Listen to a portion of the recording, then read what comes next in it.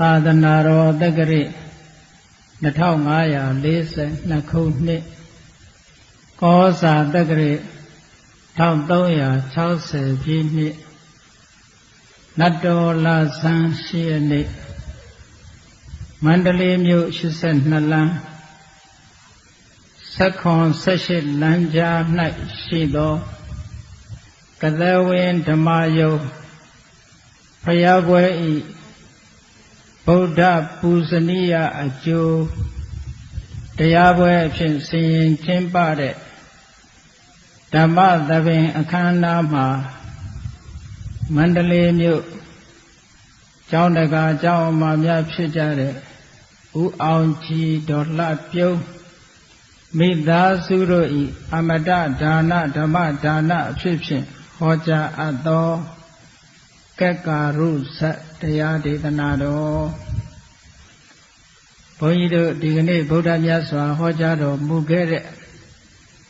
သုဒ္ဓခေယဂါထာဝေယကရဏဥဒါနဣတိဥဒကဇာတကအဘုဒ္ဓဓမ္မဝေဒံလာလို့ခေါ်တဲ့ဒေသနာတော်အမျိုးအစား9မျိုးအနက်ဇာတကဒေသနာတော်ကိုဟောမှာဖြစ်ပါတယ်ဒီဒေသနာတော်ကိုဟောပြောမဲ့ဒီကနေ့ညကက္ကာရုဇတရားဒေသနာဟောပြောမဲ့အခမ်းအနားကိုရှင်ဘုန်းတော်သခင်ရှင်တော်မြတ်ဖရာရဲ့မဟာကရုဏာဂုဏ်အာယုံပြုပြီးတရားပွဲကိုစတင်ဖွင့်လှစ်ကြရအောင်ယောကပကောတိဟိပိယပမေယံကာလံကရွန်တောတိဒုက္ခရာနိခေရံကတောလောကဟိတာယနာထောနမောမဟာကာရုဏိကသာတတ္တယောနာထောဝိနိယများစွာတတ္တဝါဤချမ်းသာစီးပွားလိုလားတောင်းတဂုံပေါင်းခသဖြင့်နာထမြညာခြင်းရှင်တော်မြတ်ဖရာသည်ကပ္ပကောတိဟိပိဂရေကဘာအရေအတွက်သင်္ချာတို့ဖြင့်တော်လဲအပမေယံရေတွေ့တိုင်းတာဖော်ပြခြင်းငါမစွမ်းနိုင်ပါသောကာလံလေးအသင်ချေသိမ့်နေကဘာရှိကြသောကာလပတ်လုံးလောကဟိတယသတ္တလောကဤအကျိုးစီးပွားအလို့ငါအတိဒုက္ခရာနိဥစ္စာအသက်ခြေလက်အင်္ဂါမေတ္တာကြီးမာသမိသာနှင့်တထာဇနီဆွန်ញကြီးဟုကျက်တိထဘွယ်ငါးသွဲ့စုအလွန်ခဲရင်သောအမှုတို့ကိုကရောတော်ဖျားဖြစ်ရန်ဤတန်ကျိုးကိုအာထုတ်တော်မူရသည်ဖြစ်၍ခေရန်လက်ချေမျက်လုံးအသက်ဆုံးလည်းရဲ့နှလုံးစိတ်ဝံကိုရောဤပင်မခြင်းတို့ကတောဘဝဒါနံကျိန်ဖန်များစွာရောက်တော်မူခဲ့ရရှာလေသည်မဟာကရုဏီကတတတ္တဝါများရင်ဝဲသားကဲ့သို့တနာချစ်ခင်မဟာကရုဏာရှင်ဖြစ်တော်မူသောသာသနာထသဝိနိယများစွာတတ္တဝါဤချမ်းသာစီးပွားလိုလားတောင်းတဂုံပေါင်းခသဖြင့်နာထမြညာထိုးရှင်တော်မြတ်ဖရာအားနမောယုတိပြောင်းပြောမံကိုလျော်၍ကတောယုကျိုးရှိခိုးခြင်းသည်အထုဘဝတုစင်စစ်မတွေဖြစ်ပါစေတည်း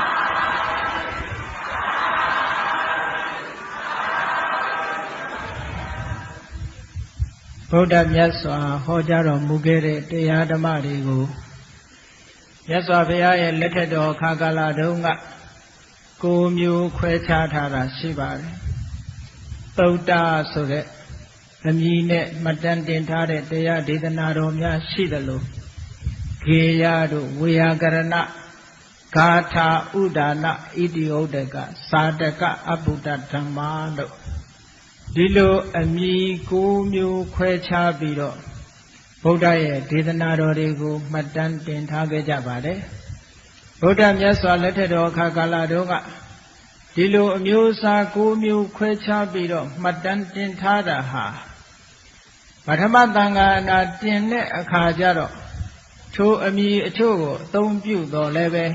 နောက်ပိုင်းမှာတစ်မျိုးတစ်မျိုးခွဲခြားပြီးတော့မှတ်တမ်းတင်ကြတာမျိုးတွေ့ရပါတယ် ုန်းကြီးတို့ဒီကနေ့ဘုရားမြတ်စွာရဲ့ဒေသနာတော်ခိုးမျိုးအနဲ့ဘယ်နှမျိုးပါလဲသုတ်တတဲ့နော်ဘုန်းကြီးတို့မျိုးကောင်းသားမျိုးကောင်းသမီးတွေသိကြတဲ့အတိုင်းမင်္ဂလာသုတ်တဲ့ရတနာသုတ်ဓမ္မစက္ကပဝတ္တနာသုတ်အနတ္တလက္ခဏာသုတ်ဆိုတဲ့သုတ်တဆိုတဲ့နာမည်နဲ့မှတ်တမ်းတင်ထားတဲ့ဒေသနာတော်တွေမတွေ့ရဘူးလားတွေ့ရတယ်နော်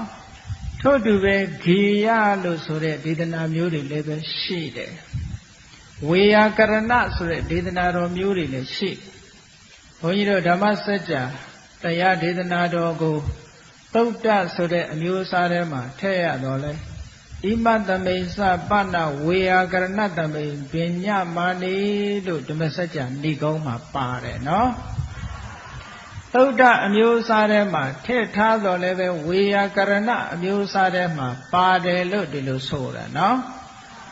ဒီကနေ့ခေတ်လို့ဆိုရင်ဓမ္မစက္ကပောဒနာသုတ်တလို့ခေါ်ထားတော့လည်းပဲဘုရားမြတ်စွာလက်ထက်တော်အခါကာလတုန်းကဣမသမိန်စပနဝေယကရဏသမိန်ပညမာနီ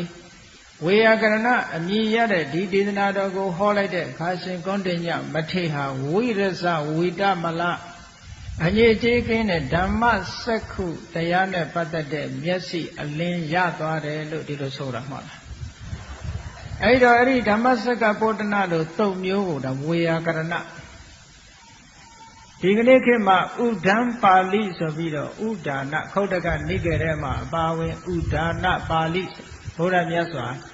ကျူးရင်တဲ့ဥဒန်းတွေအနေကဇာတိသန္တာရံအစရှိတဲ့ခါထာတွေမှတ်တမ်းတင်ထားတဲ့သုတ်တွေလည်းရှိ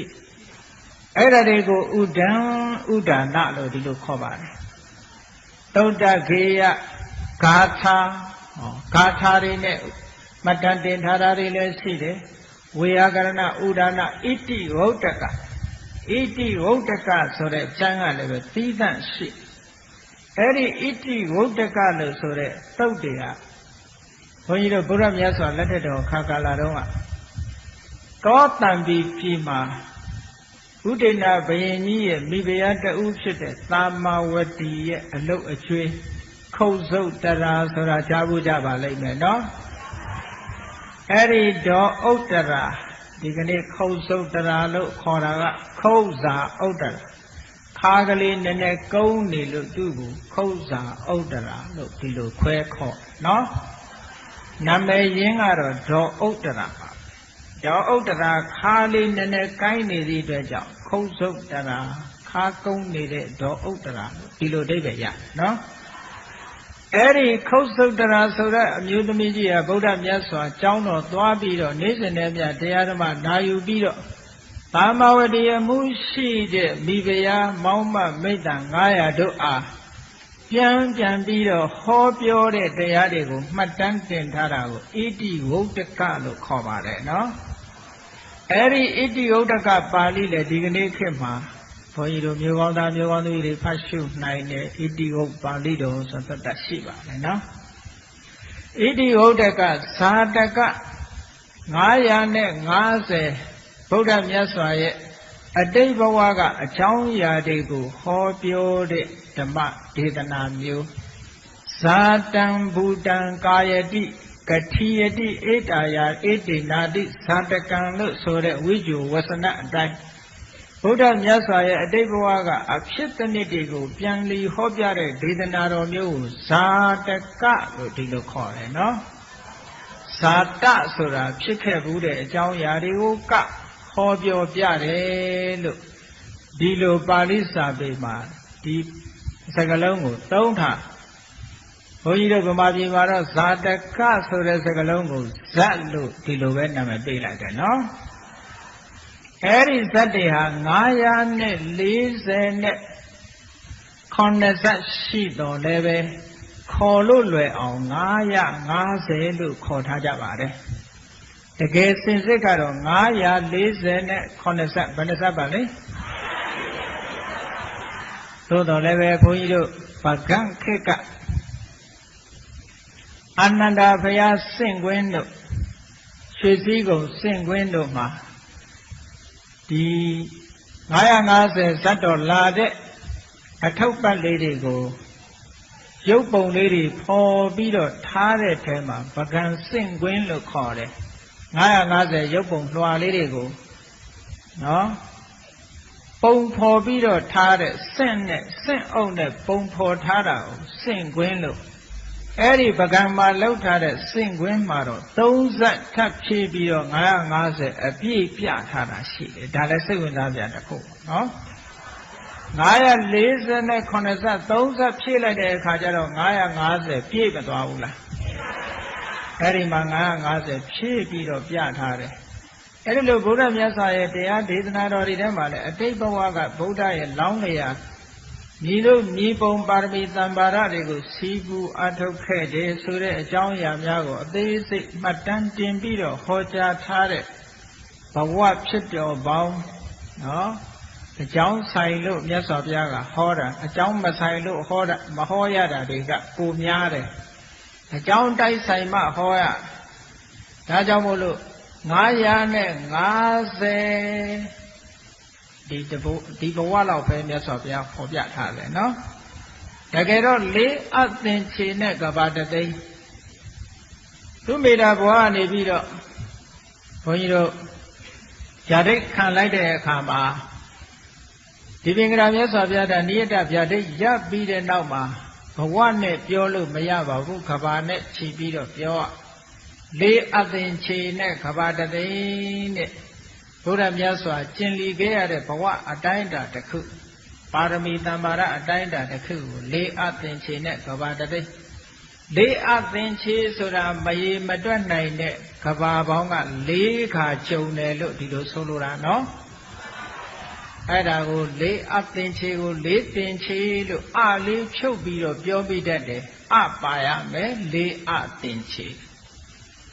လေးအသင်္ချေသိမ့်နေကဘာရှိကြသောကာလပတ်လုံးခုနတော့ကဘုန်းကြီးတို့အဖွင့်ကာထာမှာရွတ်သွားတဲ့အထဲမှာနော်လေးအသင်္ချေဆိုတာဒါဖြင့်အသင်္ချေ၄ခုကိုဘယ်လိုတွက်ရသလဲလို့ဆိုရင်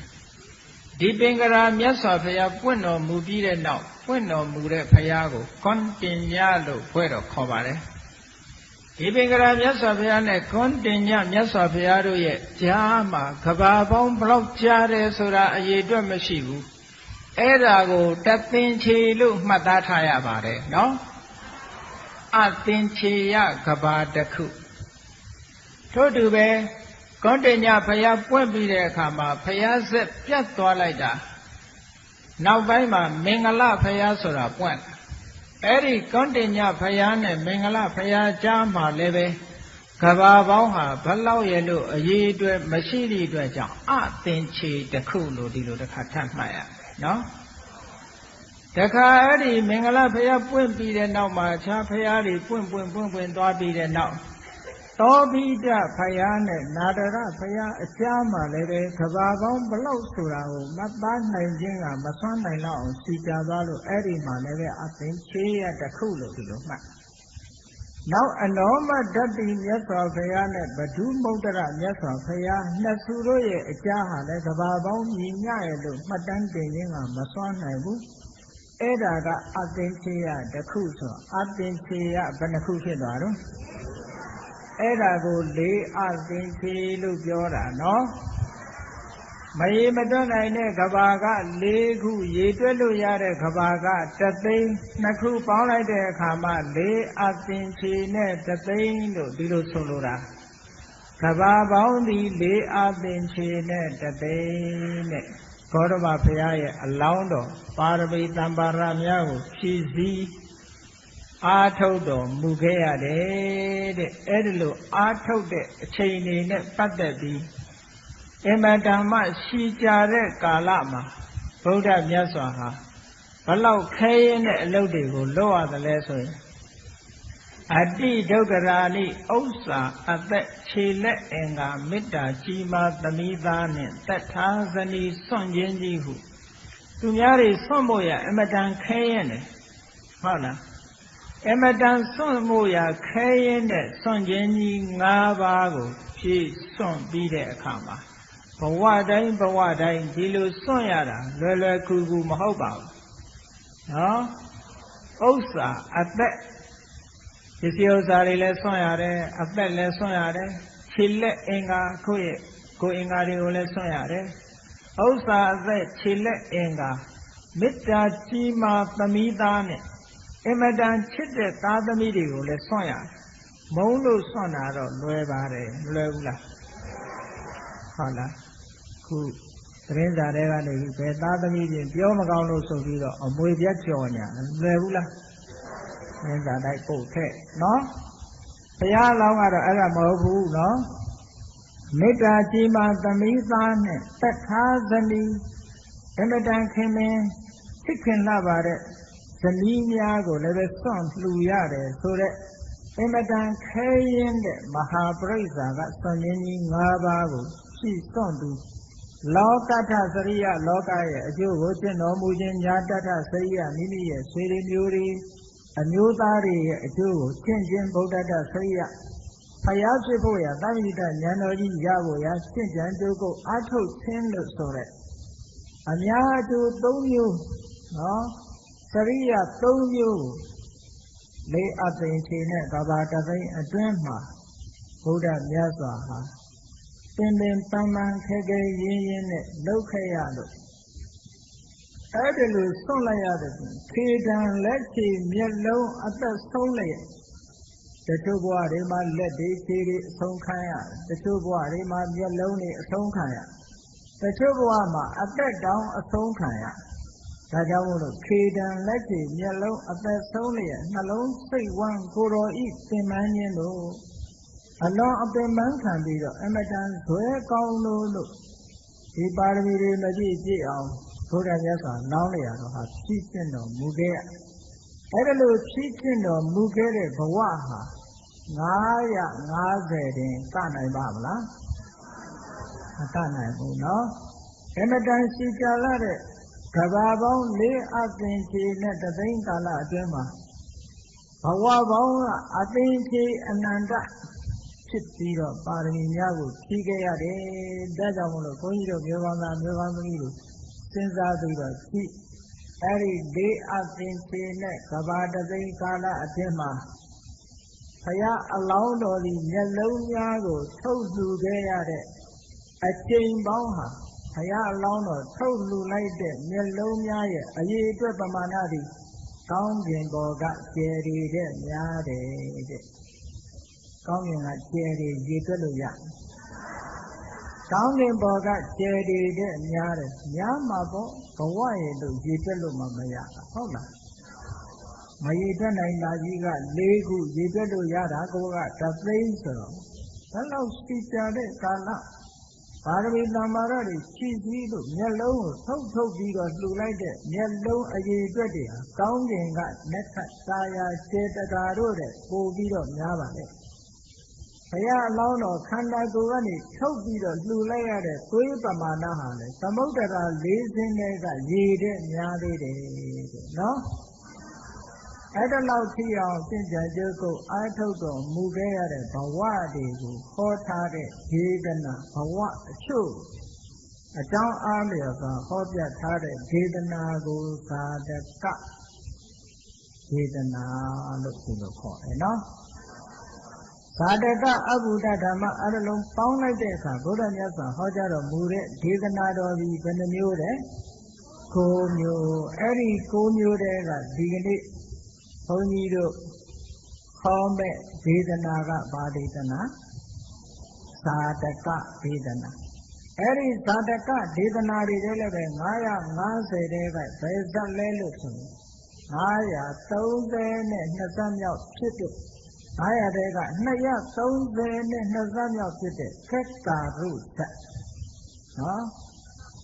ကက္ကာရုဆိုတာကနတ်ပန်းတော်ဝင်ကိုခေါ်ပါတယ်ဘာကိုခေါ်ပါလဲအမတန်အဖိုးထိုက်တန်တဲ့နတ်တွေမှတန်ဆင်ခွင့်ရှိတဲ့ပန်းမျိုးကိုကက္ကာရုလို့ခေါ်တယ်အမတန်မှုေးကြံပြီးတော့လှတဲ့ပန်းလေးတွေညာတွေ့လို့ရှိရင်ကက္ကာရုလို့နာမည်ပေးခြင်းပေးထားပါတော့အဲ့ဒီကက္ကာရုဆိုတဲ့နတ်ပန်းတော်ဝင်ပန်တိုက်တဲ့ပုဂ္ဂိုလ်မှပန်ရတယ်မပန်တိုက်တဲ့ပုဂ္ဂိုလ်ပန်လို့မရဘူးတဲ့ဒီကက္ကာရုဇတ်ဟာဘုန်းကြီးတို့မျိုးကောင်းသားမျိုးကောင်းသမီးတွေ လူဘဝလူချင်းဝနဲ့ပြည့်စုံတဲ့ပုဂ္ဂိုလ်တွေကနတ်တန်းတော်ဝင်ကိုပန်တိုက်တဲ့ပုဂ္ဂိုလ်နဲ့မပန်တိုက်တဲ့ပုဂ္ဂိုလ်ဒီကနေ့ညရွေးချယ်ရမှာဖြစ်တယ်နော်ကိုပြီးတော့မှသာအဖြေပေးဘုန်းကြီးတို့ကတော့အဖြေမပေးလို့ဘူးငါဟာနတ်တန်းတော်ဝင်ကိုပန်တိုက်သလားမပန်တိုက်ဘူးလားဆိုတာကိုအဖြေပေးကြရမှာဖြစ်တယ်နော်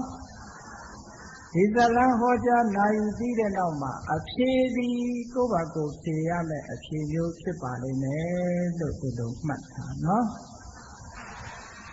ဘုန်းကြီးတို့မျိုးကောင်းသားမျိုးကောင်းသမီးတွေလူဘဝရဲ့နတ်ဘဝရဲ့နတ်တွေကလူဘဝကိုဘယ်လိုမြင်ပြီးတော့လူတွေကနတ်ဘဝကိုဘယ်လိုမြင်တယ်လဲနတ်ဆိုတဲ့နေရာမှာဘုန်းကြီးတို့နတ်တွေကဘုန်းကြီးတို့ကဘာမြေကြီးနဲ့ဆက်ဆက်နေတဲ့နတ်ဘုံကနှစ်ဘုံရှိတယ်စတုမာရနတ်ဘုံနဲ့တာဝရိန္ဒာနတ်ဘုံအဲဒီစတုမာရနဲ့တာဝရိန္ဒာတို့သည်လူရဲ့ကဘာမြေကြီးနဲ့ဆက်ဆက်တည်ရှိတဲ့နတ်များဖြစ်သောကြောင့်ဘူမတ္တကနတ်မြေကြီးပေါ်မှာကြီးနေတဲ့နတ်တွေလို့လူနဲ့လည်းအမတန်လေးစားကြတယ်နော်ဘုန်းကြီးတို့နတ်နဲ့လူနဲ့ဘယ်လိုကွာသလဲနတ်ဆိုတာတောင်ပြုံးကနတ်ကိုမပြောလို့ဘူးနော်အဲ့တော့ဘုန်းကြီးတို့နတ်ဆိုတာအမတန်မှ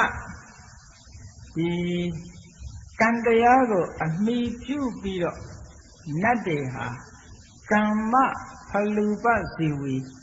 အတိတ်ဘဝကပြုလုပ်ခဲ့တဲ့ကံတစ်ခုတည်းကိုအမိပြုပြီးတော့အသက်ရှင်နေကြရတယ်ဒါနတ်တွေရဲ့အခြေအနေနော်လူတွေကြတော့အဲ့လိုမဟုတ်ဘူးဥဋ္ဌာဏဖလူပဇီဝီတဲ့လူတွေဆိုတာရှာနိုင်မှဝမ်းဝတယ်အလုံးလုံးနိုင်မှစားကြရတယ်ဟုတ်ကဲ့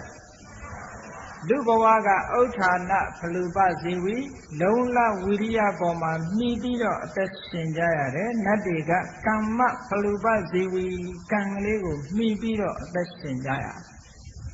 အဲ့ဒါလို့ကံကိုအသက်မှီပြီးတော့အသက်ရှင်ရတဲ့နတ်တွေရဲ့လုံလဝိရိယကိုမှီကိုပြီးတော့အသက်ရှင်ကြရတဲ့လူတွေရဲ့ဒါသူတို့နှစ်ခုရဲ့ခြားနာချက်ပဲလူဆိုတာလုံးမစားရတယ်နတ်ကလုံးเสียမလိုဘူးကံကောင်းမှစားရတယ်အဲ့တော့ကံအကြောင်းကိုလူတွေနဲ့နတ်တွေဘယ်သူကပိုသိမလို့နတ်တွေကပိုသိတာပေါ့သူတို့ကကံကိုမှီပြီးတော့စားနေကြရတာနော်အဲ့ဒါကြောင့်မို့လို့နတ်တွေကတာဝရိန္ဒာပြည်ကတာဝရိန္ဒာနတ်ပြည်မှာရှိတဲ့နတ်တွေကနောက်သားတဦးတယောက်ဒီတက်တန်းစေလို့သေခံနေကြလို့ရှင်အတိတ်နမိတ်တွေပြတဲ့ဘယ်လိုအတိတ်နမိတ်တွေပြသလဲလို့ဆိုရင်နတ်တွေပန်ထားတဲ့ပန်းလေးကလည်းညှိုးလာတယ်ဝတ်ထားတဲ့အဝတ်ကလေးတွေကလည်းနွမ်းလာခါလိုက်ဆိုရင်တစ်ခါပန်ထားရင်နတ်တန်းဆိုတာဘယ်တော့မှမညှိုးဘူးနတ်ဝတ်နတ်စားဆိုတာလည်းဘယ်တော့မှနွမ်းသွားတယ်လို့မရှိရဟုတ်လားနော် OSO တို့ OMO တို့လောက်เสียမလို့ဘူးပေါ့ဖွေးတို့နော်နတ်ပြည်ကနတ်တွေရဲ့အဝတ်ပင်းပေးเสียလည်းမလို့ဘူးဖွတ်เสียလည်းမလို့နော်ဝါရှင်မရှင်နဲ့ထည့်เสียလည်းမလို့ဒိုင်းရလည်းသွား6เสียလည်းမလို့နော်တခါဝတ်ထားအမြဲတမ်းကိုတောက်ပြောင်ဖြစ်ပြီးတော့နေတယ်တဲ့နော်အဲ့ဒါလို့အခြေအနေမျိုးရှိတဲ့နတ်တွေဟာသုတေကံဒီရောက်လာပြီဆိုလို့ရှိရင်ပန်ထားတဲ့ပန်းလေးကလည်းညှိုးလာတယ်ဝတ်ထားတဲ့အဝတ်ကလေးကလည်းပဲမြစ်ပေလာစိတ်ညစ်ပြီးတော့ကိုနေတဲ့နေရာလည်းမပျော်ဘူးတဲ့နော်ခန္ဓာကိုယ်မှာဆိုလို့ရှိရင်လည်းပဲနတ်တွေရဲ့အသားအရည်အယောင်ဆင်းဆိုတာအမြဲတမ်းဝါဝင်းစိုးပြေးနေတယ်နတ်သားဆိုလို့ရှိရင်25နှစ်အရွယ်နတ်သမီးဆိုရင်16နှစ်အရွယ်အမြဲတမ်းလူပြိုဆိုဤနေတဲ့အသားအယောင်ကလည်းသေကနီးကြတော့မွဲ66ကလေးဖြစ်လာတယ်။ဂျိုင်းကြားကလည်းချွေးတွေယိုးလာတဲ့ဘယ်တော့မှနတ်ဟာချွေးထွက်တာမဟုတ်ဘူး။နော်လူပြေလူများချွေးထွက်ရမယ်ဆိုရင်ခက်တာ။အဲ့တော့နတ်ပြေကနတ်တွေကချွေးထွက်ပြီဆိုလို့ရှိရင်ဒီနတ်ဟာသုတေမဏိကွယ်လွန်ရတော့မှာ အဲ့ဒါလို့သင်္ကေတလေးတွေကိုကြည့်အရေးနမိတ်လေးတွေကိုကြည့်တာနဲ့နတ်တွေဟာသိရတော့မယ်ဆိုတာကြိုတင်သိတယ်နော်အဲ့ဒါလို့သိရတော့မယ်ဆိုပြီးတော့စိတ်ညစ်နေတဲ့နတ်တူကိုဥယျာဉ်နဲ့ဆွဲခေါ်သွားတဲ့အခါအမတန်လှပတဲ့ဥယျာဉ်ကြီးပဲရောက်သွားတော့မေ့ပြောက်သွားတယ်အဲ့ဒါလို့နတ်တော်ဥယျာဉ်ကြီးတွေရောက်တဲ့အခါကျတော့အပေါင်းအသင်းရောင်းရင်းဖြစ်တဲ့နတ်သားနတ်သမီးတွေကဝိုင်းပြောတယ်ကဲသိရတော့မှဆိုတော့မထူးဘူးဘယ်မှမသွားနဲ့သူကတိဘုံကိုရောက်အောင်သွားတဲ့စကားသုံးခုကိုမှားကြားလိုက်ကြတယ်သိလို့ရှိရင်သူကတိဘုံကိုရောက်အောင်သွားပါတဲ့သူကတိဘုံရောက်အောင်သွားပြီးတော့အကောင်းဆုံးလတ်လဘတစ်ခုကိုရအောင်ယူပါတဲ့အဲ့ဒီလတ်လဘလည်းမိမိရဲ့တဏ္ဍာမှာခိုင်မြဲအောင်ကြိုးစားပါဆိုတဲ့စကားသုံးခုကိုမှားလိုက်ကြတယ်တဲ့နော်စိတ်ကူးမလွဲနဲ့အိုအချင်းနာသားအချင်းနာသမီးသူကတိဘုံကိုသွားလို့ပထမစကားကောင်းကသူကတိဘုံကိုသွားဆိုတာဘယ်သွားခိုင်းတာတော့ဆိုလူပြေသွားခိုင်းတာဟုတ်ကလားနတ်တွေကလူဘုံကိုသူကတိဘုံလို့ဒီလိုသတ်မှတ်တယ်ဘာဖြစ်လို့လဲဆိုရင်လူဘုံလူဘဝတုန်းကကုသိုလ်ကောင်းမှုတွေပြုခဲ့လို့သူတို့ချမ်းချမ်းသာသာနတ်ပြည်မှာဖြစ်ကြတာဒါကြောင့်မို့လို့လူပြေကိုသွားအကောင်းဆုံးလက်ကိုရအောင်ယူဆိုတာကံကံဤအကျိုးကိုယုံကြည်ခြင်းဆိုတဲ့သတ္ထာတရားအဲ့ဒီကံကံဤအကျိုးကိုယုံကြည်ခြင်းဆိုတဲ့သတ္ထာတရားသည်မခိုင်မြဲတတ်ဘူးလွယ်လွယ်လေးနဲ့ပျက်စီးသွားတတ်တယ်ဒါကြောင့်မို့လို့အဲ့ဒါခိုင်မြဲအောင်ကြိုးစားပါဆိုတဲ့စကားသုံးခုကိုမှားလိုက်ကဲဘုန်းကြီးတို့မြေကောင်းသားမြေကောင်းသမီးနတ်တွေကလူဘုံကိုဘယ်လိုတန်ဖိုးထားကြလဲဆိုတာဒီအချက်ကိုထောက်ကြည့်သိတယ်နော်ဘုန်းကြီးတို့မြေကောင်းသားမြေကောင်းသမီးတွေနတ်တွေကပြောတဲ့သုကတိဘုံလို့ခေါ်တဲ့လူဘုံရောက်နေပြီကံကံဤအကျိုးကိုယုံကြည်ခြင်းဆိုတဲ့တတ္ထတရားတွေရောရှိနေကြဘူးလားရှိနေအဲ့ဒီတရားလေးကြောင်းလွဲပျက်စီးမသွားအောင်လည်းထိမ့်သိမ်းဆောက်ရှောက်ရမယ်တဲ့တတ္ထတရားဆိုတာစေတလန်းလှမ်းလိုက်တာနဲ့တပြိုင်နက်တတ္ထတရားကလည်းဖြစ်သွားနိုင်နေတယ်နော်တကောရှင်ဖြစ်တဲ့ရှင်မမောက္ကလံမထေရမြတ်ကြီးတောင်တတ္ထတရားကြအာမခံနိုင်မှုတဲ့ဟုတ်ကဲ့လားရှင်သေဝလိမေတော်သုပ္ပဝါဒ9 နှစ် 9 လ 9 ရက်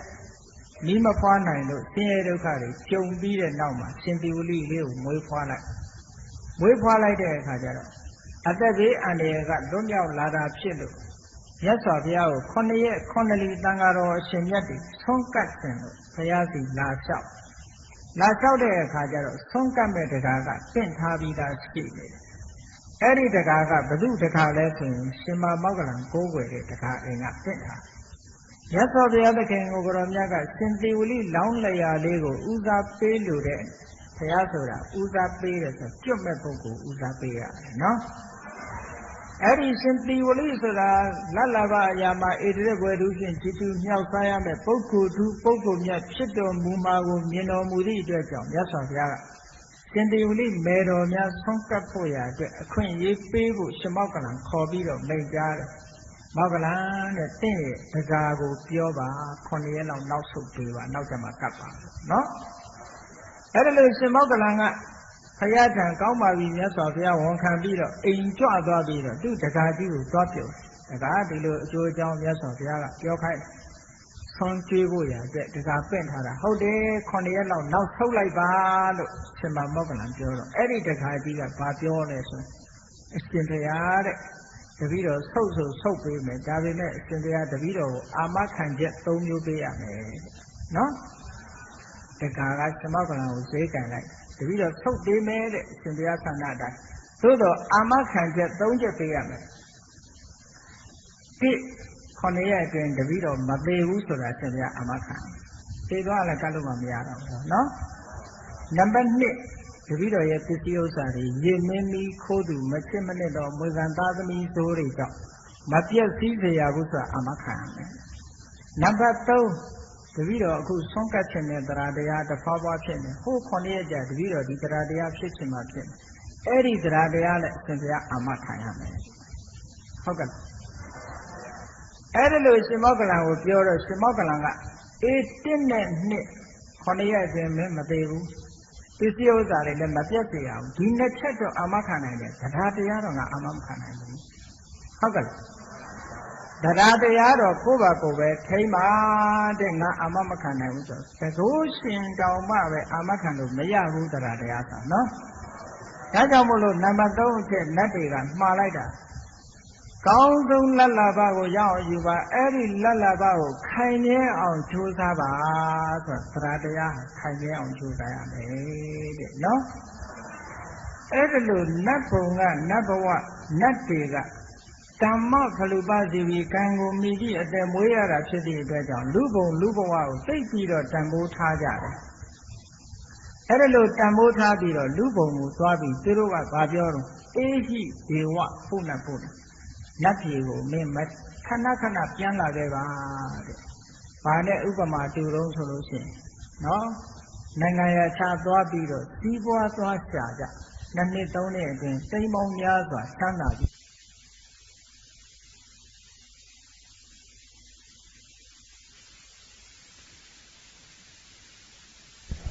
အဲ့ဒါကြောင့်မလို့လူပြေလာပြီးတော့ကုသိုလ်စီးပွားရှာလိုက်ပြီးတော့ကုသိုလ်စီးပွားတွေအကျိုးမြတ်တွေများစွာရပြီးတော့နတ်ပြည်ပြန်ပြီးတော့နှစ်ပေါင်းများစွာနတ်သားနတ်သမီးအဖြစ်နဲ့စံစားကြတယ်ဒါကြောင့်မလို့လူပြေကိုသွားပါဒါလူတွေအပေါ်မှာနတ်တွေကတန်ဖိုးထားဖို့နော်ဘုန်းကြီးတို့လူတွေကနတ်တွေပေါ်မှာဘယ်လိုတန်ဖိုးထားသလဲဆိုတော့ဘုန်းကြီးပြောကြမလို့တော့ဘူးခင်ဗျာနော်ကိုယ့်ဘာကိုယ်သာစဉ်းစားကြည့်တန်ဖိုးထားသလားမထားဘူးလားနော်လူဘဝဆိုတာကမ္မဖလူပဇေဝီမဟုတ်ဘူးဩဒနာဖလူပဇေဝီနတ်ဘဝဆိုတာကမ္မဖလူပဇေဝီကံကိုယ်သာမှီပြီးတော့အသက်မွေးရတယ်လူဘဝဆိုတာဩဒနာဖလူပဇေဝီအလုံးလုံးမှာအသက်ရှင်ကြအဲ့တော့လူဘဝမှာကောင်းအောင်ကြိုးစားကြရမှာနော်လူဘဝမှာကောင်းအောင်ကြိုးစားမှဘဝမှာအလှပြနိုင်ရမယ်လို့မဟုတ်ဆိုရင်ဒီတန်ရုပ်ဆိုးတဲ့ဘုံဘဝမျိုးရောက်ပါနိုင်တယ်လို့ဒီလိုဆိုနေတာနော်အေးကောင်းပြီဘုန်းကြီးတို့လူတွေကနတ်တွေတဲ့ပါတဲ့အချက်၃ချက်တော့ရှိဒါကခုနတုန်းကနတ်တွေကလူကိုတန်ဖိုးထားဖို့တခါနတ်တွေတဲ့လူတွေကသားနေတဲ့အချက်၃ချက်ဘာလဲဆိုရင်သူရာတတိမန္တောဣဒဗြဟ္မစရိယဝါသောသူရာလူတွေကနတ်တွေတဲ့ပို့ပြီးရဲစွမ်းတတ်ပြီးရှိတယ်ဟုတ်ကဲ့လူတွေကနတ်တွေတဲ့ပို့ပြီးတော့ရဲစွမ်းတတ်ပြီးရှိတယ်ဆိုတော့ဒီအချက်မှာသားတယ်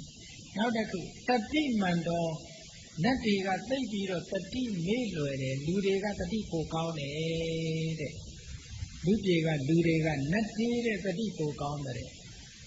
နောက်တစ်ချက်ကတော့ဣဒဗြဟ္မစရိယဝါသောမြတ်စွာဘုရားရဲ့သာသနာတော်မှာဝင်ရောက်ပြီးတော့မြတ်သောအခြင်းကိုကျင့်နိုင်ဖို့ရအခွင့်အလမ်းရှိတယ်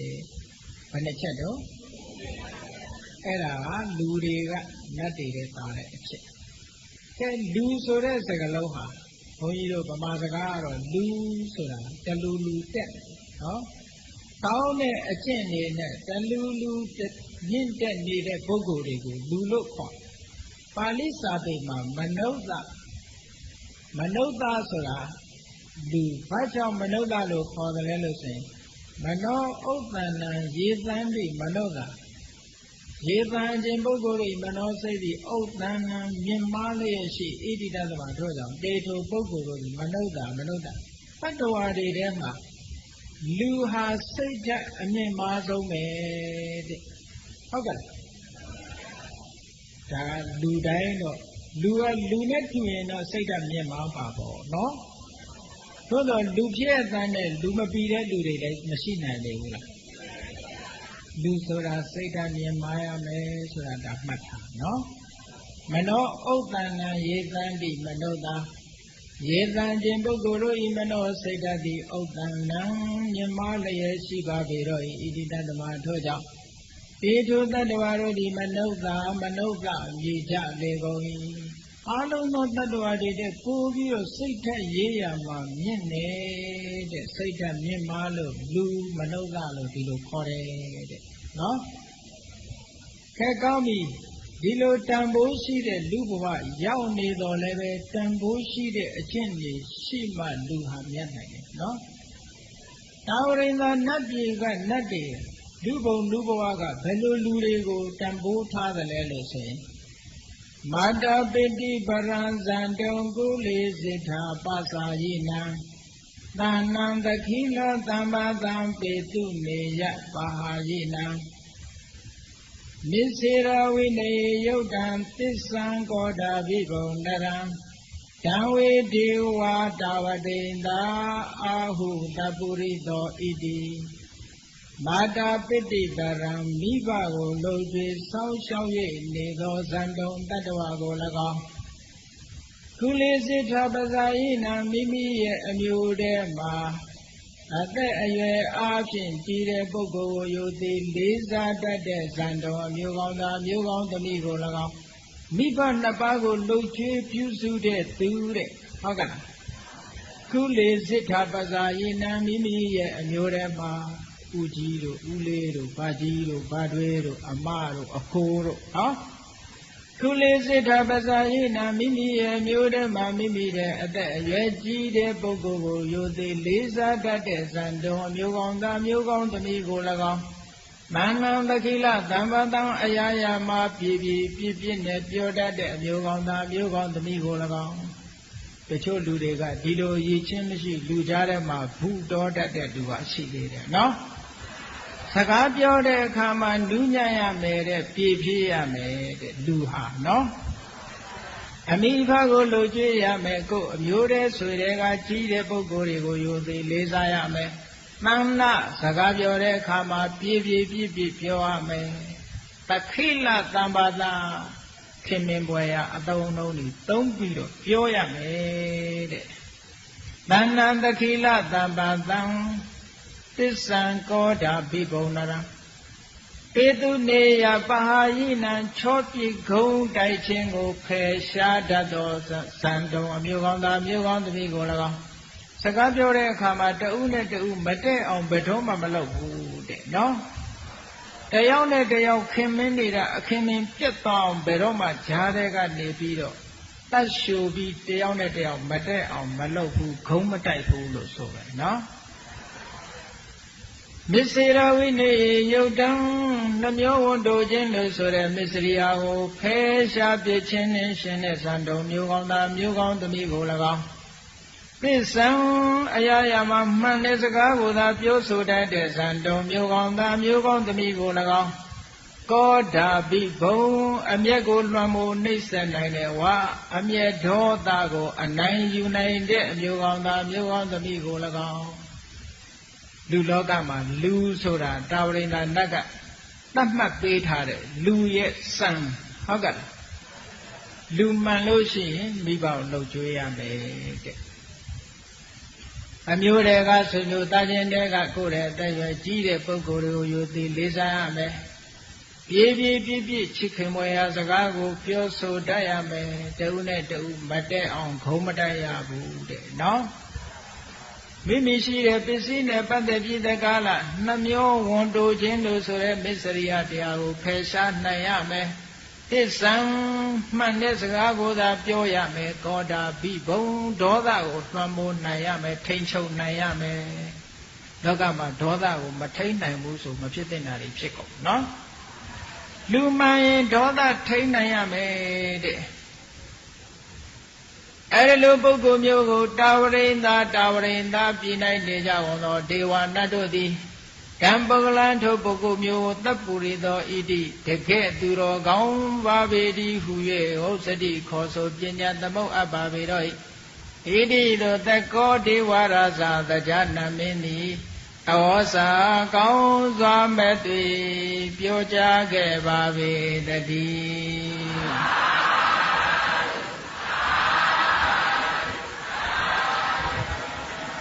တာဝရိန္ဒနတ်ကနတ်တွေကနေပြီးတော့ဟောဒီကျင့်ဝတ်9ချက်နဲ့အင်္ဂါ9ရက်နဲ့စံ9ချက်နဲ့ပြည့်စုံတဲ့ပုဂ္ဂိုလ်တပ္ပုရိသလူကောင်းလို့ဒီလိုသတ်မှတ်ပါတယ်အပြန်အားဖြင့်အဲ့ဒီအင်္ဂါတွေချို့ယွင်းနေလို့ရှိရင်တပ္ပုရိသလို့ခေါ်နိုင်ပါမလားမခေါ်နိုင်ဘူးအဲ့တော့လူပြေကို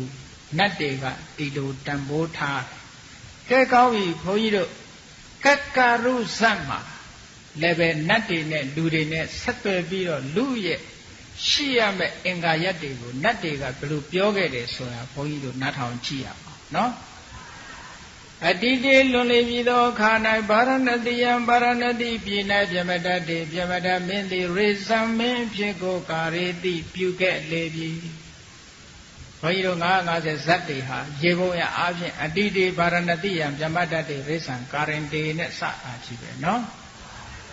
ဒါကြောင့်မို့လို့ရှေးကပြောရိုးဆိုရိုးဖြစ်လာတယ်ပြည်မသိဗာရဏတိမင်းမသိပြမတတ်ဆိုပြီးတော့နော်ဘာကြောင့်လို့ဆိုလို့ရှိရင်ဘုရားမြတ်စွာရဲ့ဇတ်ကြောင်းတွေကလည်းတော်တော်များများဗာရဏတိနဲ့ပြမတတ်နဲ့ဆက်သွဲပြီးတော့ဒီနားမှာဖြစ်တဲ့ဇတ်လန်းတွေကတော်တော်များတာဒါလည်းပဲသေချာစဉ်းစားကြည့်မယ်ဆိုလို့ရှိရင်ဘဝဆိုတာနိစ္စတဲ့နေရာမှာထပ်ထပ်ဖြစ်တတ်တယ်ဟုတ်ကဲ့တခါတော့ကဥပသာလကဆိုတဲ့ပုံနာကြီးတယောက်ဟာနော်ဥပသာလကဆိုတဲ့ပုံနာကြီးတယောက်ဟာအသက်အရွယ်ကြီးလာတဲ့အခါကျတော့သူ့သားလေးကိုခေါ်ပြီးတော့မင်းငါသေလို့ရှိရင်တခြားနေရာမမြုပ်နဲ့ဒီနေရာမြုပ်ဆိုပြီးတောင်တန်းတစ်ခုခေါ်သွားတယ်မှာခေါ်သွားပြီးတော့နေရာပြနေတော့ဖယားနဲ့တွေ့တော့ဒါဘာလို့တာတော့ဆိုသူသေရင်မြုပ်ရမယ့်နေရာလိုက်ပြတယ်ဆိုတော့ဒီနေရာမှာဘယ်သူမှမမြုပ်ဘူးလို့သူကပြောတယ်အဲ့ဒီနေရာမှာသူဟာဘဝပေါင်း900မြုပ်နှံခဲ့ရသည်တာနော်အဲ့တော့ဥပဒလကဆိုတဲ့နာမည်နဲ့တင်ကိုပဲဘဝပေါင်း900မြုပ်လူဆိုတာထပ်ထပ်ပြီးတော့ဖြစ်တတ်တယ်နကုလပိတာနကုလမာတာဒကာကြီးနဲ့ဒကမာကြီးချိမြတ်စွာဘုရားရဲ့မိခင်ဖခင်ဘဝနဲ့ဘဝ900ဦးကြီးဟာလာကြီးတော်ဘဝနဲ့ဘဝ900စီဖြစ်ကြအလုံးဟာဗုဒ္ဓမြတ်စွာလောင်းလျာသည်သူတို့ရဲ့လက်ထဲမှာဘဝပေါင်း1500ကျင့်တည်ခဲ့ရပူတယ်ဆက်ဖြစ်တတ်ပုံကိုပြောတာနော်ရွှေပရိန်တယ်အလောင်းရွှေပရိန်တယ်သုဝနာကာရဗုဒ္ဓရွှေပရိန်တယ်ဘဝကနေပြီးသင်္ကန်းဝတ်လာတဲ့အမျိုးကောင်းသားလေးဟာဘဝပေါင်း900ရွှေပရိန်တယ်ကြီးဖြစ်ခဲ့တာလေနော်အဲ့ဒါကြောင့်မလို့ရှင်သာရိပုတ္တရာမထေရမြတ်ကအတုဝကမ္မထံပေးလိုက်တဲ့အခါ4လပတ်လုံးတရားထုတ်တော့လည်းမရဘူးဘာဖြစ်လို့ तू ကအလှပကြိုက်တဲ့ပုဂ္ဂိုလ်ကိုအတုဝယွန်စရာကမ္မထံသွားပေးလိုက်တဲ့အခါကျတော့တမာတိမရနိုင်ဘူးပေါ့နော်မြတ်စွာဘုရားကအမတန်လှပတဲ့ကြံပန်းကြီးဖန်ဆင်းပေးလိုက်တဲ့အခါမှာတခဏအတွင်းစိတ်ကြည်လင်ပြီးတော့ဇံအဘိညာဉ်တွေရသွားဆိုမလားအဲ့ဒါလို့ဘဝဆိုတာထပ်ထပ်ပြီးတော့ဖြစ်တတ်တယ်ဒါကြောင့်မို့လို့ဗာရဏသီနဲ့ဗြဟ္မတထပ်တာဘာမှအကြောင်းမဟုတ်ပါဘူးเนาะဇတ်ပေါင်းမှာ950ရှိတာကိုเนาะအတိတေလွန်လေပြီးသောခါ၌ဗာရဏသီယံဗာရဏသီပြည်၌ဗြဟ္မတတေဗြဟ္မတမင်းသည်ရေဇံမင်းဖြစ်ကိုကာရင်တေဖြစ်သည်ရှိသောဘောရိသတ္တောဘုရားလောင်းသည်တာဝရိန္ဒဒေဝလောကေတာဝရိန္ဒနတ်ပြည်၌ဧကောတယောက်သောဒေဝဗုဒ္ဓနတ္တသည်အဟောတိကောင်းစွာမဲ့သည်ဖြစ်ခဲ့ပါ၏တည်း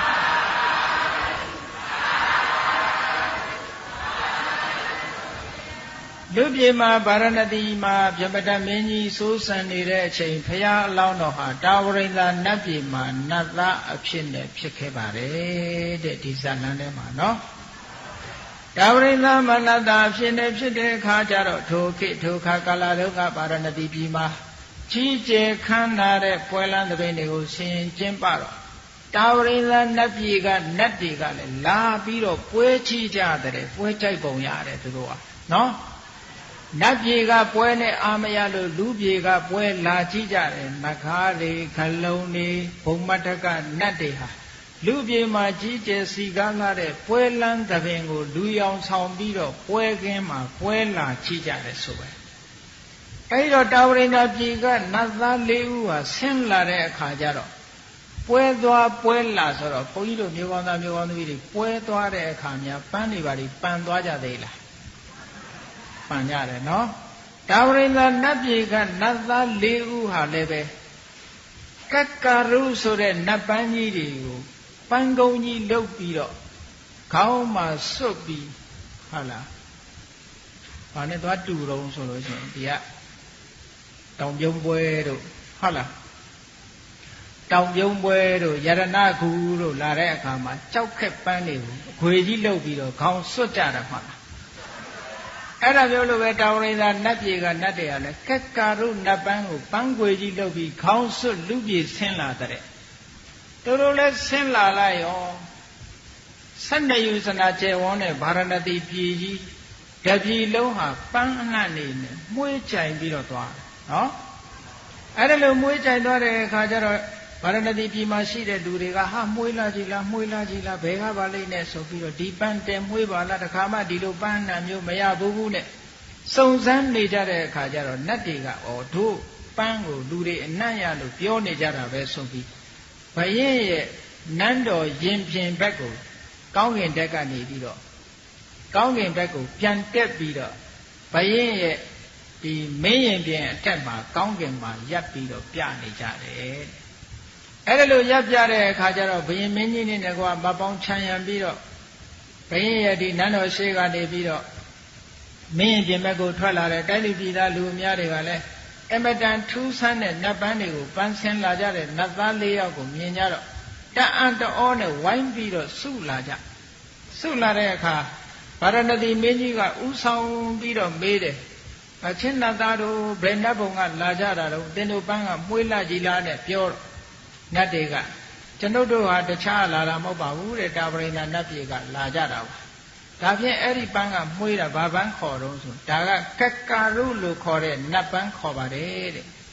အဲ့ဒီလိုဆိုလို့ရှိရင်ခမည်းတော်နတ်ပြည်မှာတခြားပန်းတွေပေါ်ပါတယ်တဲ့အဲ့ဒီပန်းကိုကြီးကျွန်တော်တို့ပေးခဲ့ပါမတောင်းဘူးလားတောင်းကြတယ်ထူးထူးဆန်းဆန်းပစ္စည်းဆိုဒီလိုတောင်းတာပဲနော်ကဲတာဝရိန္ဒနတ်ပြည်မှာတခြားပန်းတွေရနိုင်ပါသေးတယ်ဒီကက္ကာရုနတ်ပန်းကြီးတော့ကျွန်တော်တို့ပေးခဲ့ပါလို့ပြောတော့ခေါင်းဆောင်လုပ်တဲ့နတ်သားကဘာပြောတယ်လဲဒီပန်းကတဲ့တော်ဝင်တဲ့နတ်ပန်းဖြစ်ပြီတဲ့နတ်များသာပန်တိုက်တယ်တာမန်လူတွေပန်လို့မရဘူးတဲ့လူဘဝမှာဒုတ်သီလအကျင့်သီလမကောင်းတဲ့ပုဂ္ဂိုလ်ဟိနာဓိမုတ်တိကစိတ်ဓာတ်နှိမ့်ကြတဲ့ပုဂ္ဂိုလ်အဲ့ဒီလိုခုံအင်္ဂါနဲ့မပြည့်စုံတဲ့လူမပီသားတဲ့ပုဂ္ဂိုလ်မျိုးတွေမပန်နိုင်ဘူးတဲ့အမတန်မှခုံကြီးနဲ့ပြည့်စုံတဲ့ပုဂ္ဂိုလ်မျိုးတော့ပန်နိုင်ပါတယ်ဒီပန်တိုက်တဲ့ပုဂ္ဂိုလ်ကိုကျွန်ုပ်ပြောပြပါမယ်ဆိုပြီးတော့ပထမခေါင်းဆောင်ဖြစ်တဲ့နတ်သားကဘာပြောတယ်လဲဆိုကာယေနာယောနာဝဟရေဝါစာယာနမုဒ္ဒပနေယသောလဒ္ဒနာမိစေယသဝေကကာရုမရဟတိယောခြင်းပုဂ္ဂိုလ်သည်ကာယေနာကိုဖြင့်နာဝဟရတိသူတစ်ပါးရဲ့ပစ္စည်းကိုခိုးယူခြင်းမပြုတတ်ပါပေဝါစာယာနှုတ်ဖြင့်မုဒ္ဒချွင်ဖောက်ပြန်မမှန်သောစကားကိုလည်းပဲနပနေမပြောဆိုတတ်ပါပေ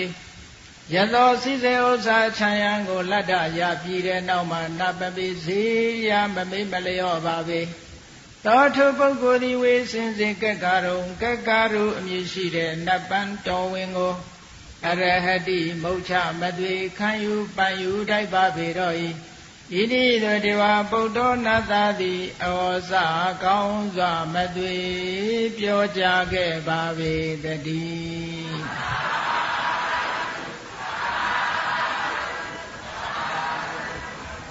ဟာဒီတော်ဝင်နတ်ပန်းဟာနတ်တွေနဲ့သာတင့်တော်တာသို့တော်လည်းပဲလူထဲမှာကာယေနာယောနာဝဟရိသူတစ်ပါးရဲ့ပစ္စည်းကိုဘယ်တော့မှခိုးယူခြင်းမပြုတဲ့ပုဂ္ဂိုလ်မျိုးဆိုရင်တော့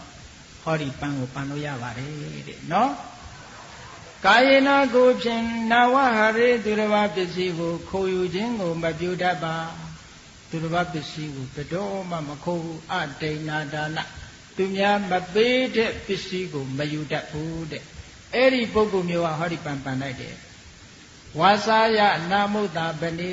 လိန်နီပြီးတော့လည်းဘယ်တော့မှမပြောဘူးဆိုလို့ရှိရင်ဟောဒီပန်လိုက်တယ်တဲ့မလိန်တဲ့ပုဂ္ဂိုလ်မခိုးတဲ့ပုဂ္ဂိုလ်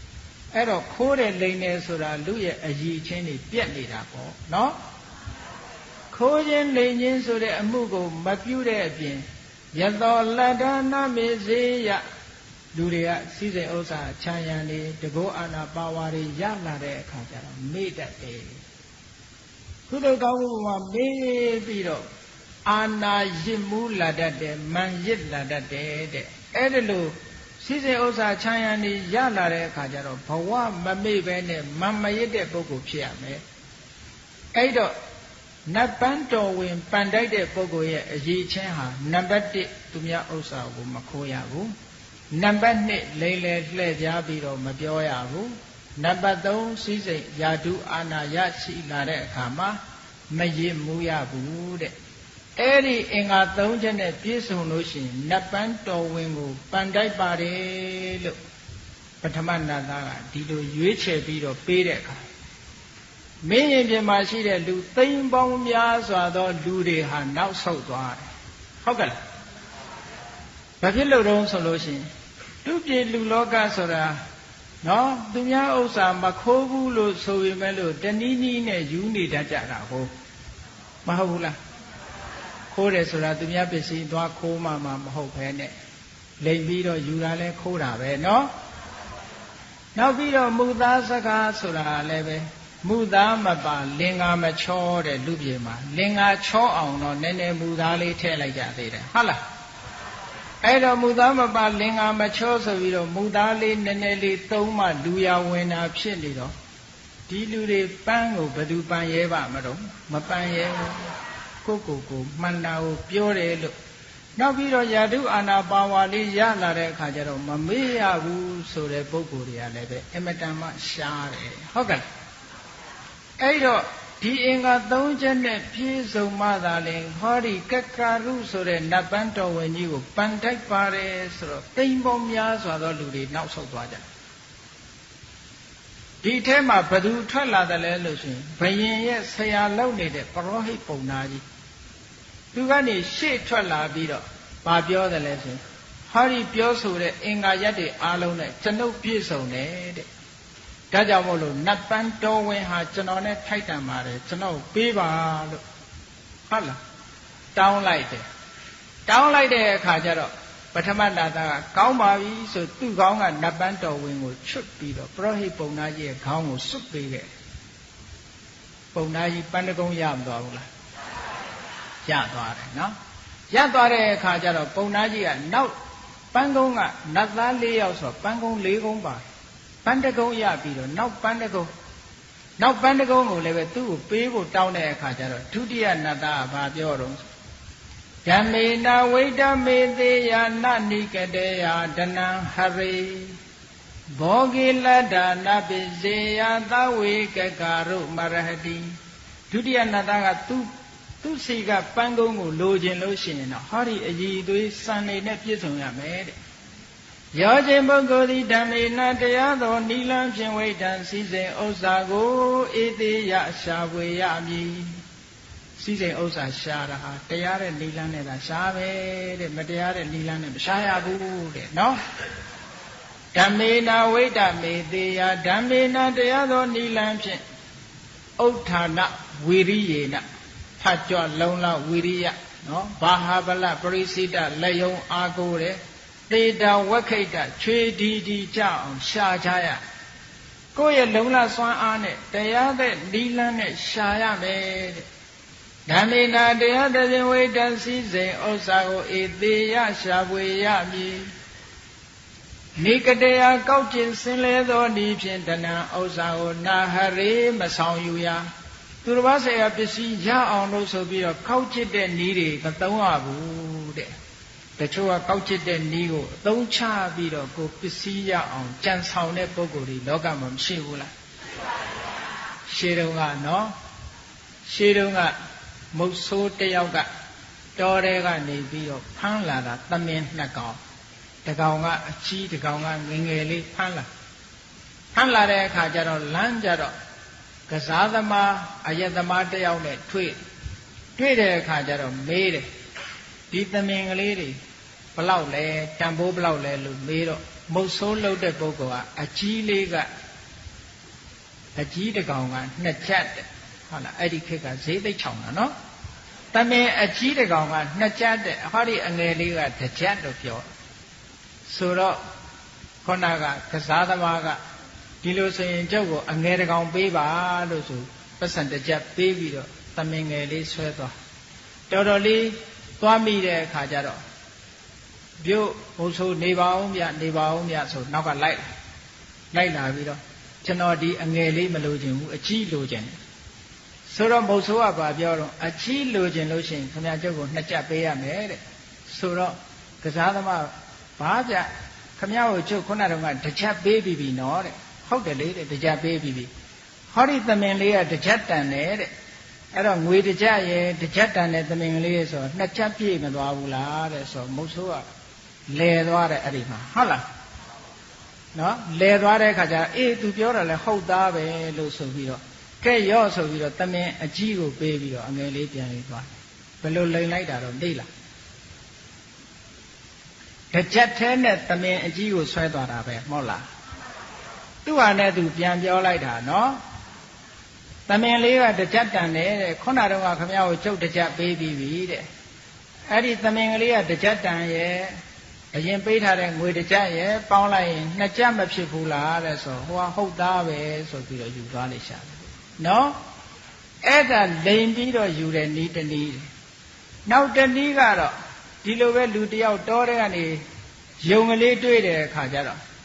အဲ့ဒီယုံကလေးကိုကမ်းပါးမှာအသာလေးချထားပြီးတော့သူကရေထဲမှာဆင်းချိုးနေတော့ခုနလိုပဲလူတယောက်ရောက်လာတဲ့အခါကျဟိုလူရေထဲအငုပ်လိုက်မှာယုံကလေးကိုကောက်ထည့်ပြီးခေါင်းပေါ်တင်သူကလည်းရေချိုးတယ်ရေချိုးတော့ခုနကရေထဲမှာငုပ်ရေချိုးပြီးတော့ကုန်းပေါ်ပြန်တက်သွားတဲ့အခါသူ့ယုံလေးမမြင်တော့ဟိုကြည့်ဒီကြည့်ချိတဲ့အခါကျတော့ခုနရေထဲမှာရေချိုးနေတဲ့လူရဲ့ခေါင်းပေါ်မှာယုံလေးမြင်သူကပဲဥအောင်ပြောလိုက်တယ်ခမရဘာရှာတာတော့ဆိုဟာကျုပ်ယုံလေးခုနဒီနာထားတာအခုပျောက်သွားခမရတော်တော်အားတဲ့လူယုံဆိုတာကအဲ့ဒီနေရာထားပြေးမှာပေါ့ကျုပ်ကြည့်ပါလားကျုပ်ယုံခေါင်းပေါ်တင်ထားတယ်ဟုတ်လားပြီးပြီးရေးလိန်လိုက်တာဟိုလူကလည်းဟုတ်မှာပဲလို့ဆိုပြီးတော့ယုံဆိုတာလည်းပဲပြောလို့ရတာမဟုတ်သူကလည်းတော်တဲ့ကဖမ်းလာတာဆိုတော့မှတ်မိတာမဟုတ်ဘူးနော်အဲ့ဒါလိုနဲ့လိန်ပြီးတော့ယူသွားတာဒါသူတော်ဘာပစ္စည်းဥစ္စာကိုလိန်ယူတဲ့နည်းတွေမျိုးနိကတေယကောက်ကျစ်စင်လေသောဤဖြင့်တဏံသူတော်ဘာရဲ့စိတ်တဲ့ဥစ္စာကိုနာဟရိမဆောင်ယူရာဘောဂေစိစေဥစ္စာတို့ကိုလတ္တရာပြီးတဲ့နောက်မှနမေဇေယမမေမလျော့ရာသောထုပုဂ္ဂိုလ်သည်ဝေစင်စင်ကက္ကာရုအမည်ရှိတဲ့တော်ဝင်နတ်ပန်းကိုအရတိမုတ်ချမသွေထိုက်တံပါပေ၏ဟု၍ဒေဝဗုဒ္ဓနတ်သားသည်ဩစာကောင်းစွာမသွေပြောကြားခဲ့ပါပေတည်း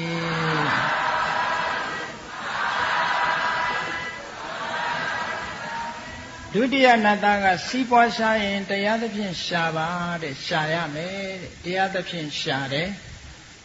ကောက်ချစ်ဆင်းလဲတဲ့နည်းနဲ့သူတစ်ပါးပစ္စည်းကိုရအောင်မယူတတ်ဘူးစိစေဥစ္စာရလာတဲ့အခါကျတော့မမေ့မလျော့ဘူးဆိုတဲ့အဲ့ဒီအင်္ဂါ3 ချက်နဲ့ပြည့်စုံဒီလိုအည်သွေးပြည့်စုံတဲ့ပုဂ္ဂိုလ်ဒီသာလဲနတ်ပန်းတော်ဝင်နဲ့ထိုက်တန်ပါတယ်လို့ဒီလိုပြောတဲ့အခါကျတော့အဲ့ဒီနတ်ပန်းကိုတောင်းရဲတဲ့ပုဂ္ဂိုလ်တယောက်မှမပါဘူးဘယ်သူကတောင်းပရောဟိတ်ပုံနာကြီးကတောင်းကျွန်တော်ဒီအင်္ဂါရက်တွေအလုံးပြည့်စုံပါတယ်ကျွန်တော်နဲ့ထိုက်တန်ပါတယ်ဆိုတော့သူကောင်းစွပ်ပေးလိုက်ဟုတ်ကဲ့တခါတတိယနတ်သားကသူ့ပန်းကိုပန်တိုက်တဲ့ပုဂ္ဂိုလ်ဟာဘယ်လိုပုဂ္ဂိုလ်ဖြစ်တယ်လဲဆိုတာကိုသူကယသစိတ်တံအာဟာလိတံတတ္တသအဝိရာဂိနိဧကောတာဒုဏဘုံစေယတာဝေကကာရုမရဟတိယသခြင်းပုဂ္ဂိုလ်စိတ်တံစိတ်တိအာဟာလိတံနနင်းဆိုတဲ့အဝတ်ပမာပြောင်းလွယ်ပြက်လွယ်ရှိသည်နာဟောတိမဖြစ်ပါပေတချို့ရဲ့စိတ်ဟာမတည်ငြိမ်ဘူးတဲ့ယသစိတ်တံအာဟာလိတံနနင်းဆိုတဲ့အဝတ်အယောင်ဟာကျွတ်သွားတတ်တယ်လွယ်လွယ်လေးနဲ့နော်စိတ်ကလည်းအယောင်ခဏခဏပြောင်းတဲ့လူမျိုးတဲ့စိတ်အယောင်ခဏခဏပြောင်းလို့ရှိရင်နတ်သားကမကြိုက်ဘူးနော်စိတ်အယောင်ခဏခဏမပြောင်းရဘူးတဲ့ယသခြင်းပုဂ္ဂိုလ်စိတ်တံစိတ်သည်အာဟာလိတံနနင်းဆိုတဲ့အဝတ်နဲ့မတူသည်ဟောဒီစင်စစ်မသွေဖြစ်ရပါပေတော့၏တတ္တသယုံကြည်ခြင်းလို့ဆိုတဲ့တတ္တတရားသည်အဝိရာဂီလွယ်လွယ်ကူကူနှင့်ပျက်စီး၍မသွားသည်ဟောဒီဖြင့်ယုံကြည်တဲ့တရားတရားလည်းလွယ်လွယ်နဲ့ပြတ်သွားတဲ့ပုဂ္ဂိုလ်မဖြစ်ရဘူးတဲ့ဧကောသာဒုဏဘုံစေယဧကောတယောက်တည်းသာဒုံကောင်းသောအရသာရှိတဲ့အစာအာဟာရကိုနဘုံစေယမစားရလောကမှာကောင်းတာကိုတယောက်တည်းမသုံးရဘူးတဲ့မျှဝေပြီးတော့စားရမယ်တဲ့ လူလောကမှာလူရည်လို့ဖြစ်လာတဲ့အခါကိုယ်အနိဗ္ဗာန်မှာမျှဝေစရာပုဂ္ဂိုလ်တွေရှိသားသမီးဆိုရင်လူတွေကိုမျှဝေရမိဘမျှဝေရမယ်ဆွေတွေမျိုးတွေမျှဝေရမယ်ကိုယ့်ရဲ့ဆွေမျိုးသားချင်းတွေမျှဝေရမယ်သမဏပြမဏလို့ဆိုတဲ့ဘာသာရေးတွေမျှဝေပေးရမယ်နော်ကောင်းတာကိုတယောက်တည်းစားနေတဲ့ပုဂ္ဂိုလ်ဟာလူကောင်းမဟုတ်ဘူးလေနော်ဧကောတယောက်တည်းသာတုံကောင်းသောရသာရှိတဲ့အစာအာဟာရကိုနဘုံစေရမသုံးဆောင်ရာသောထုပုဂ္ဂိုလ်ဒီဝေစင်စစ်ကကရုံကကရုအမည်ရှိတဲ့နတ်ပန်းကိုအရဟတိမုစ္ဆမတိထိုက်တံပါဘိဣတိတို့ဒီဝပုဒ္ဒောနတ္တာရိဩဇာကောင်းစွာမသွေပြောကြားခဲ့ပါပေတည်း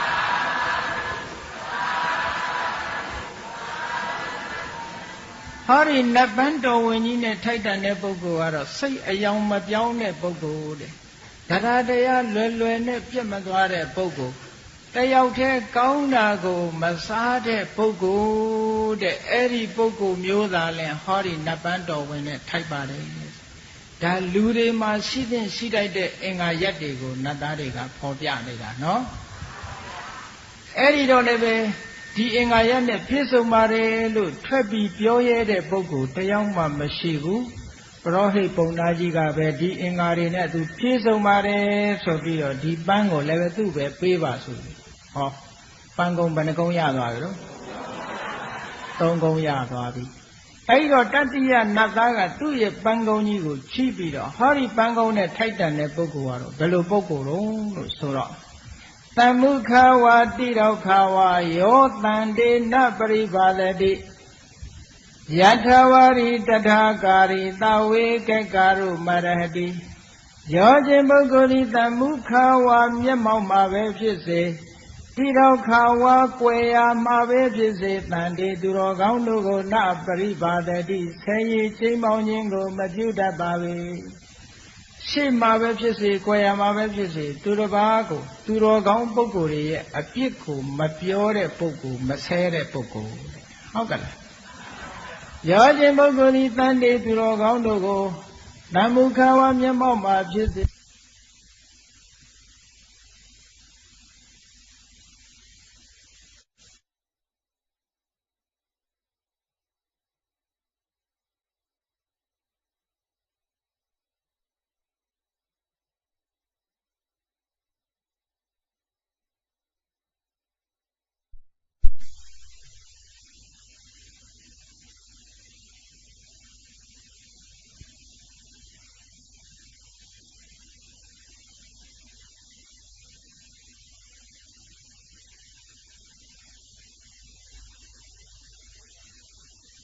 တိုင်းလောက်ရမယ်တချို့ကပြောတာကတစ်မျိုးလှုပ်တာကတခြားဟုတ်လားဒီလိုပြောဟိုလိုလုပ်နော်ပြောတဲ့တိုင်းလုံးလို့မရှိကြဘူးယထာဝါရီတထကာရီပြောတဲ့အတိုင်းသာလုံးလို့ရှိသောထိုပုဂ္ဂိုလ်ဤဝေစင်စစ်ကကရုံကကရုအမည်ရှိတဲ့နတ်ပန်းတော်ဝင်ကိုအရဟတိမုက္ခမတိထိုက်တံပါပေတော့ဤဣတိရတိဝဗုဒ္ဓနတ္တာတိဩဇာကောင်းစွာမသိပြောကြားခဲ့ပါပေတည်း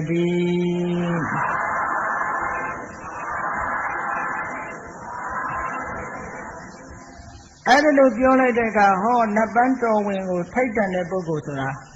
ရှေ့မှာဖြစ်စေ၊ကွယ်ရမှာဖြစ်စေသူတော်ကောင်းတွေကိုအတင်းပြောခြင်းဆဲရေးခြင်းမလုပ်ရဘူးတဲ့ပြောတဲ့အတိုင်းပဲလုပ်ရမယ်တဲ့အဲ့ဒါလို့စံအင်္ဂါတွေနဲ့ပြည့်စုံတဲ့လူပိသားတဲ့ပုဂ္ဂိုလ်မျိုးသားနဲ့ဟောဒီကက္ကာရုဆိုတဲ့နတ်ပန်းကိုထိုက်တန်ပါတယ်ဆိုတော့တောင်းရဲတဲ့ပုဂ္ဂိုလ်တယောက်မှမရှိဘူးပရောဟိတ်ပုံသားကြီးကပဲသူဒီအင်္ဂါရက်တွေနဲ့ပြည့်စုံပါတယ်ဆိုပြီးတော့တောင်းပြီးအဲ့ဒီပန်းကြီးကိုပန်ဆင်လိုက်နတ်သားတွေကလည်းမိမိတို့ရှိထားတဲ့ပန်းကုန်းတွေအသီးသီးချွတ်ပေးပြီးဒါဝရိန္ဒာနတ်ကြီးပြန်သွားကြ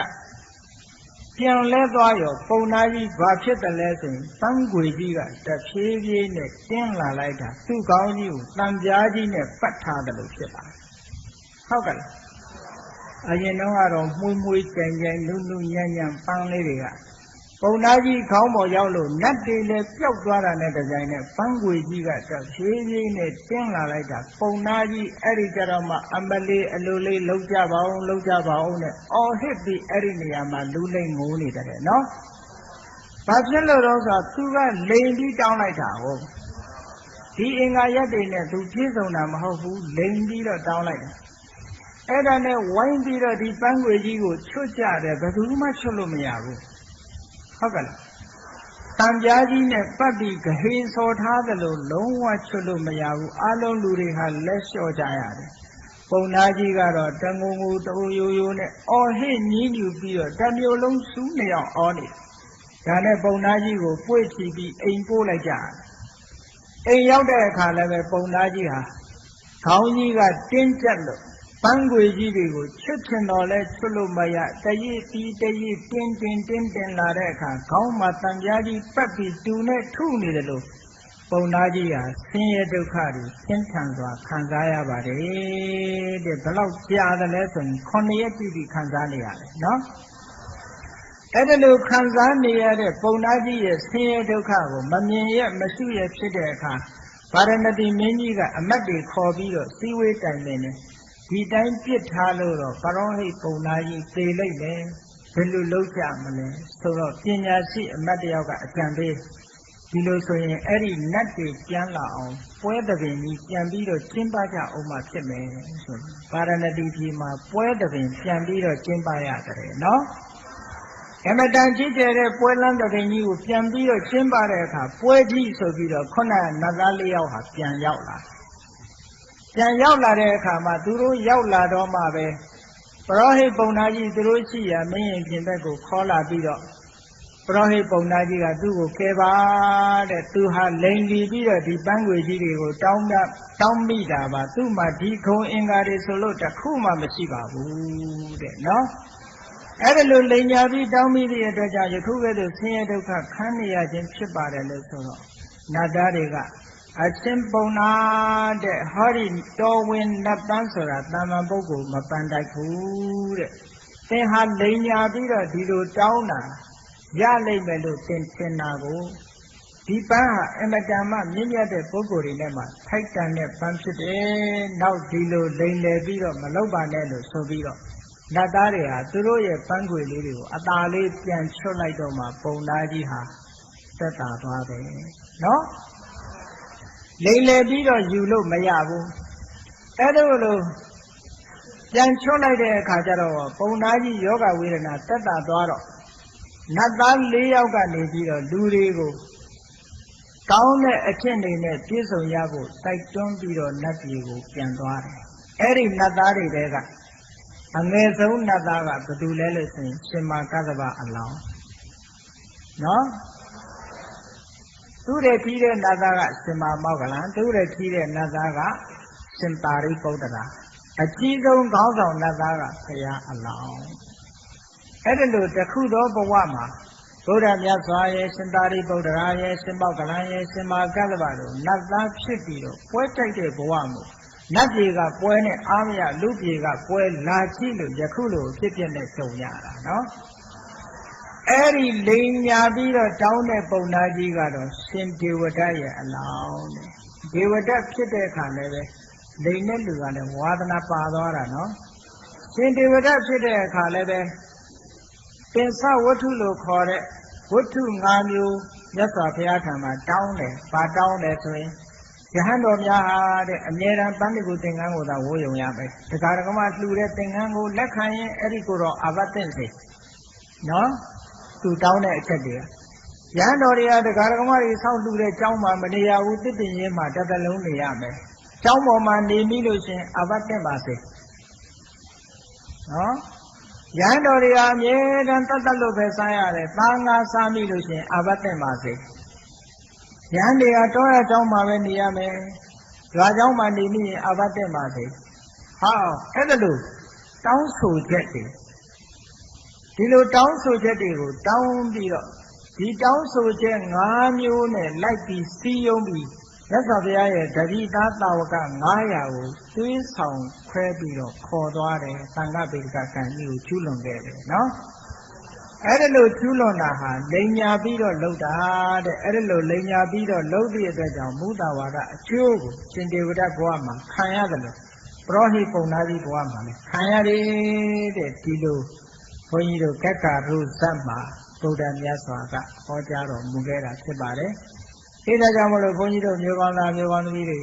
လူဘဝလူရည်လို့ဖြစ်လာတဲ့အခါအခုပြောခဲ့တဲ့အတိုင်းနော်သူတို့ကဥစ္စာကိုခိုးယူခြင်းမကောင်းတဲ့မူသားစကားကိုလိမ်လီလိပြမူသားစကားကိုပြောဆိုခြင်းစီးတဲ့ဥစ္စာရလာတဲ့အခါယာတုအာနာရလာတဲ့အခါမမောခြင်းမေ့လျော့ခြင်းဆိုတဲ့ဒီငါအချက်တွေကိုလည်းပဲကျင့်လို့အောင်ဆောင်ကျင်ပြီးတော့လူကျင့်ဝတ်နဲ့အညီကျင့်ကြံကြုတ်ကိုအားထုတ်ကြရမှာဖြစ်တယ်။အဲ့ဒါလို့အခုပြောခဲ့တဲ့အည်ချင်းအည်အသေးတွေနဲ့ပြည့်စုံပြီဆိုလို့ရှိရင်ကကာရုခေါ်တဲ့နတ်တန်တော်ဝင်ကြီးကိုတို့ဟာပန်တိုက်တဲ့ပုဂ္ဂိုလ်တွေဖြစ်တယ်မဖြစ်ဘူးဆိုတာဘုန်းကြီးတို့မျိုးကောင်းသားမျိုးကောင်းသမီးတွေကိုယ့်ဘာကိုစံချိန်ထားပြီးတော့မှတ်သားကြရမှာဖြစ်တယ်နော်။ဒါကြောင့်မို့လို့ဗုဒ္ဓမြတ်စွာဟောကြားတော်မူခဲ့တဲ့ဇာတကဒေသနာတော်ကိုကြားနာပြီးတဲ့နောက်မှာလူဘဝလူလောကမှာနေကြတဲ့လူသားပြည်ပြည်ဖြစ်ကြတဲ့တို့တွေဟာမြင့်မြတ်တဲ့စိတ်တွေကိုမွေးပြီးသက္ကာလဒါဝရိလလက်တွေကတို့ကိုသူတော်ကောင်းလို့သတ်မှတ်ထားတဲ့အရှင်ဘုရားတွေနဲ့ကျင့်ကြံကြိုးကိုအားထုတ်ကြရမယ်လို့ကိုစီနှလုံးသွင်းပြီးသက္ကာလကျင့်ကြံပွားများအားထုတ်တော်မူနိုင်ကြပါစေကုန်သတည်း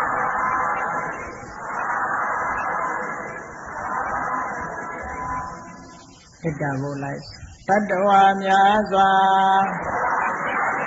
ဘေးရန်ကွာသံသာကြပါစေတတ္တဝါများစွာဘေးရန်ကွာသံသာကြပါစေမေတ္တာရေချမ်းသုံးကားဖြံ